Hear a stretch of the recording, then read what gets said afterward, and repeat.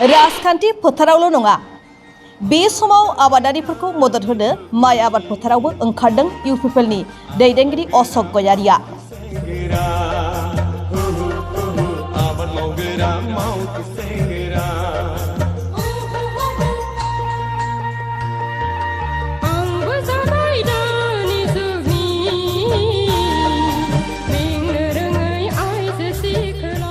समाजनि गुबुन गुबुन बिथिङाव खामानि मावनायजों लोगोसे आबाद फोथाराव मुखुब जादों समाज सिबियारि आरो इउपिपिएल दलनि लाइमोन दैदेनगिरि अशोक गयारिया।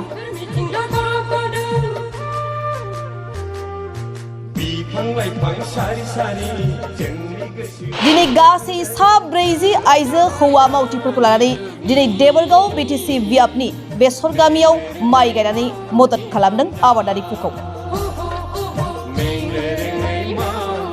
अशोक गयारिया दिनै गावनि मावथिफोरखौ लानानै बडगाव गामिनि मुंग्लुं अधिकारिनि बेसर गामियाव थानाय 10 बिगा आबाद फोथाराव माइ गायना होनानै सुबुं अनसायनायजों मदद खालामनायखौ नुनो मोन्दों।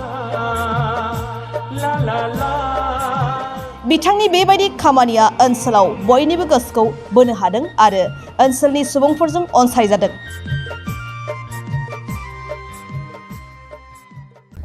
जोबोद गोजोननाय मोनदों नोंथांमोना जे जोंनि माइ गायनायखौ खबर लाफैनायनि थाखाय नोंथांमोनखौ आं धन्यबाद होदों सिगाङावनो। मानोना जोंहा सासे राजबंसि न'खरनि बे व्यक्तिया 10 बिगासो हा मोननानै दं होननानै जोंखौ फोरमायहरदोंमोन। बेखौ लानानैनो जोङो गासै 30 जनिया जोंनि देबरगाव ब्लकनि माखासे आइजोफोर दं आरो बेबायदिनो गामिनि माखासे आइजोफोरजों ज' लोगो नांनानै जिहेतु बिथांमोननि 10 बिगा हा मोननायखौ जाहाथे दिनै जिहेतु जा दैज्लां बोथोर दा माइ गायनायनि मोनसे गोबां बेबायदि मोनसे मा होनदों बोथोरा सोलिबाय थादों, बे लेखाखौ सिन्था खालामलायनानै एसे बिथांमोननि न'खरा जाहाथे एसे सहाय मोनो, दा बेखौ लानानैनो जोङो बे बेसरगाव गामिनि सासे राय न'खरनि फेमिलिनि 10 बिगा हाखौ जोङो दा माइ गायफैदों। नोंथांमोना बयबो नुदों, जोंनि गासिबो इउपिपिएलनि पार्टि वार्कारफोर दङ। जोङो बेबायदिनो सानदों जे जायफोरना बेबायदि हा मोननानै दङ, जोंखौ जुदि लिंहरोब्ला जों बिथांमोननो बिना फैसायाव जों बिथांमोननो गायनानै हैगोन।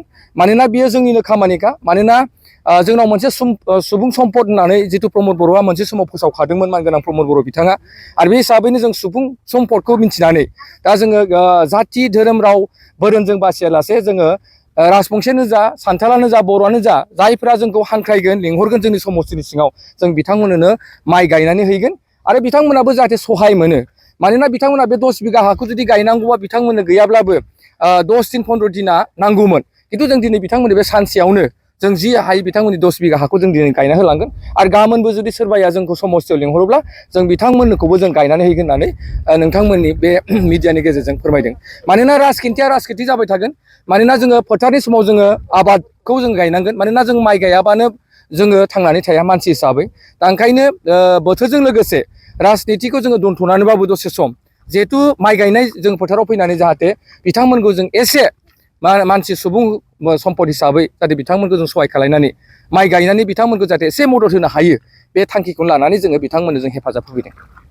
गायदों रनजित, बिथांमोना रनजित गायदों। जिहेतु मोजां जागोन होननानै आं आसा खालामदों। मानोना जों बेहाय बिथांमोनखौ सहाय खालामदों, गोबां जोंनि कर्मिफ्राबो फैदों।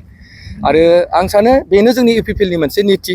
मानोना प्रमद बर'आ जोंखौ फोरोंदों, राजनिति गेलेनायजों, राजनिति माबाजों लोगोसे जोंनि मानसि सुबुं सम्पदनि सायाव जोंनि मा खामानिफोर थायो समाजाव सुबुं माहारिनि, बे खामानिफोरखौ जों आग भाग लानानै बिथांमोनखौ सहाय खालामनायानो जोंनि इउपिपिएलनि मोनसे निति होननानै बिथाङा जोंखौ रोखायै थांनाय बिथाङा सरकार दाजेनायनि समनिफ्रायनो जोंखौ बिथांमोना फोरमायदों आरो जोंनि वार्कारखौ बिथाङा बिथोन होदों।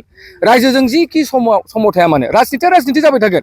बे हय बिपिएफ थागोन, इउपिपिएल थागोन, बायदि बायदि रोखोमनि राजनिति हान्जाफोर थागोन। नाथाय जों बेखौ बावथ'लायनानैबाबो जिहेतु जा बोथोरनि जिथु दा दिन, माइ गायनायनि दा मुखुब, बेनिखायनो जों बेहाय गासिबो ज'यैनो जिहेतु मानसि हिसाबै जोंहा माइ गायनानै जानांगौ हिसाबै जों दिनै बे बोथोरनि खाबुखौ लानानै जोंबो एसे माइ गायनानै जे हेफाजाब होनो हानायानो जोंनि थाखायबो बिराद गिदिर बाथ्रा होननानै आं सानो आरो।